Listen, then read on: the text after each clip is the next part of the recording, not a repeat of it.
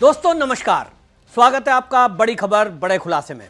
दोस्तों, पश्चिम बंगाल में Calcutta high court ने ममता बनर्जी को बड़ा झटका दिया है।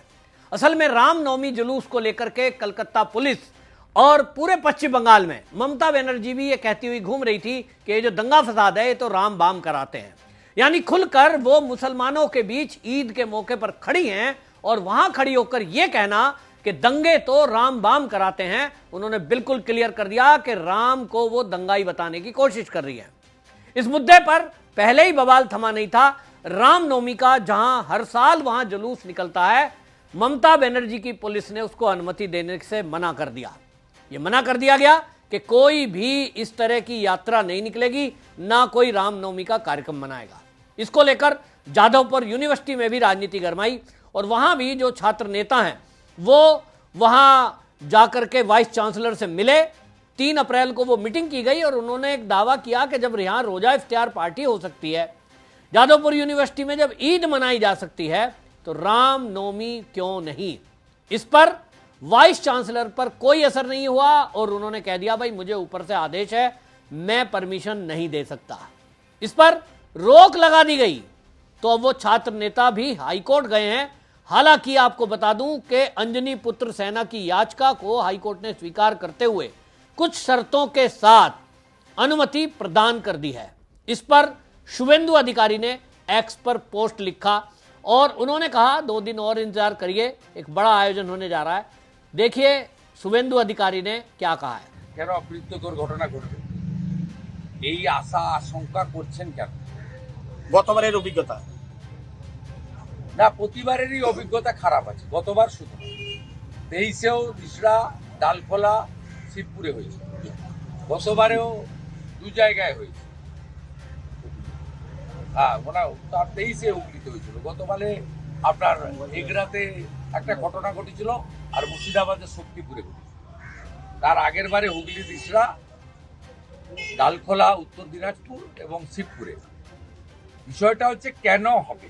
तो सुना आपने, शुभेंदु अधिकारी पहले से ही बता रहे हैं। हालांकि वो बंगला बोल रहे हैं, हिंदी में भी बोलते हैं और उन्होंने बताया कि किस तरह से ममता बनर्जी की सरकार हिंदुओं के साथ पक्षपात कर रही है।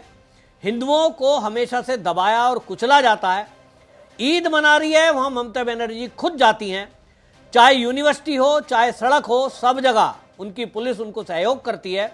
लेकिन जब भी हिंदू त्यौहार आते हैं, इनकी पुलिस उनको मना कर देती है।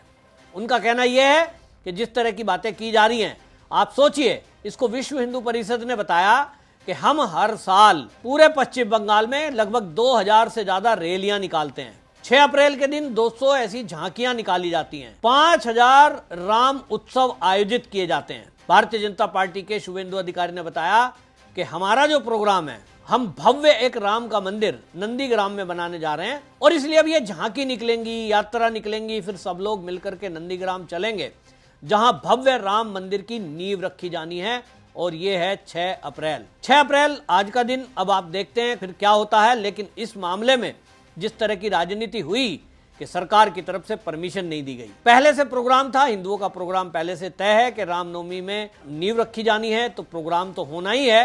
उस पर जब हाई कोर्ट को बताया गया तो हाई कोर्ट ने कुछ शर्तों के साथ अब जो अंजनी पुत्र सेना है उसकी याचिका को स्वीकार करते हुए कुछ शर्तों के साथ उसको परमिशन दे दी है।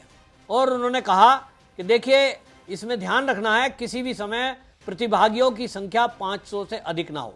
अब ऐसा पहले भी निर्देशित हुआ है भाई, उसमें आयोजक तो मान लेते हैं, लेकिन ठीक है, पब्लिक अगर रास्ते चलते इकट्ठी हो जाती है, साथ में शामिल हो जाएगी, तो उसको कौन रोकेगा और कैसे रोका जाएगा। लेकिन हाई कोर्ट ने इस पर कंडीशन लगाई है, क्योंकि पुलिस का कहना यह था कि सड़क घेर ली जाती है, लॉ एंड ऑर्डर की सिचुएशन खराब होती है, दंगा फसाद होने का डर है और इसलिए इनको हम परमिशन नहीं दे रहे हैं। तो हाई कोर्ट ने 500 लोगों की लिमिट तय की है कि आप जुलूस में ज़्यादा लोग लेकर ना जाएं, 500 से ज़्यादा नहीं होने चाहिए, इसकी व्यवस्था करें। आयोजक अपने में से 10 व्यक्तियों को नामित करेंगे जो जुलूस के संचालन की जिम्मेदारी लेंगे। फिर हाईकोर्ट ने कहा है कि उक्त जुलूस में भगवान राम की झांकी और मूर्ति ले जाने वाले वाहन को छोड़कर किसी भी वाहन की अनुमति नहीं है। यानी गाड़ियां नहीं चलेंगी, पैदल चलना होगा। प्रतिभागी कोई भी अस्त्र शस्त्र नहीं ले जाएगा, ना लहराएगा। यानी जुलूसों में जो आपने डंडे, तलवार ये देखे गए, उसको पूर्ण रूप से हाईकोर्ट ने प्रतिबंधित किया है। प्रतिभागी और आयोजक किसी भी प्रकार की अभद्र भाषा का प्रयोग नहीं करेंगे, हिंसा नहीं भड़काएंगे। प्रतिभागी जुलूस में कोई लाठी, डंडा या हथियार लेकर नहीं जाएंगे। हालांकि उन्हें झंडा या अन्य प्रतीकात्मक हथियार ले जाने की अनुमति होगी, जो केवल पीवीसी से बने होने चाहिए। अब समझ लो, पीवीसी की तलवार लेके आओ। अब आप रामचंद्र जी का धनुष बाण है तो वो प्लास्टिक का लेके आओ, हाईकोर्ट ने कह दिया है। यदि कोई धातु से बना हथियार पाया जाता है तो पुलिस उसे जब्त करने के लिए स्वतंत्र होगी।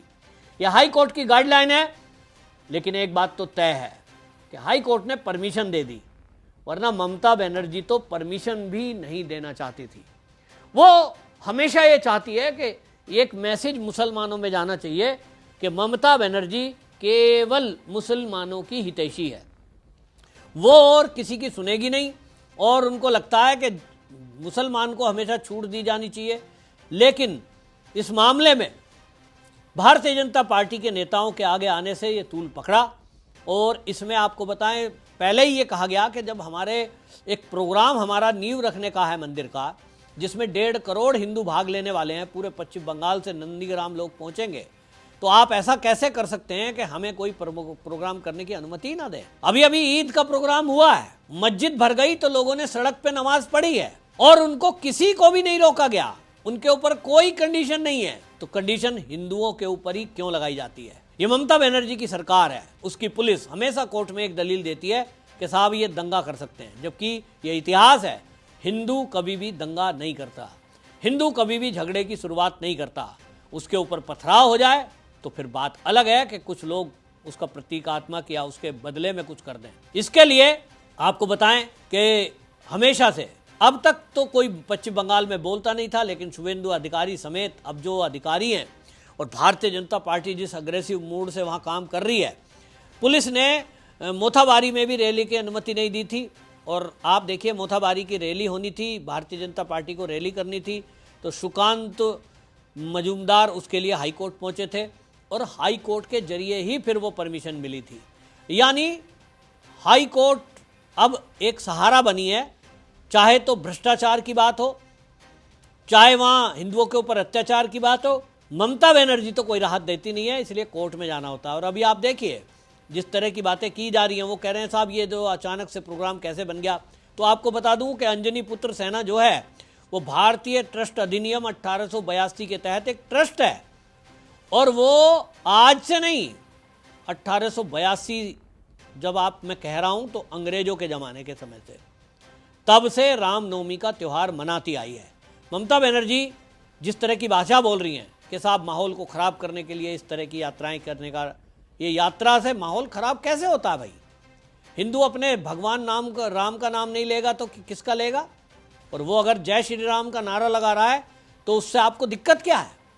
हमने देखा है कि ममता बनर्जी के सामने यदि कोई जय श्री राम का नारा लगा दे तो ममता बनर्जी आग बबूला हो जाती है, गाड़ियों से उतरकर पुलिस को दौड़ाती है उसके पीछे, पकड़ो इसे, इसने जय श्री राम का नारा कैसे लगा दिया। ये सब चलता रहता है, लेकिन अब जनता जागरूक हुई है और अब इसीलिए ये सब होके रहेगा। एडवोकेट जनरल ने यह बताया कि पश्चिम बंगाल पुलिस अधिनियम धारा 30 के तहत पहले खुफिया रिपोर्ट को लगाती है और खुफिया रिपोर्ट कहती है साहब इसमें जो है दंगा हो जाएगा।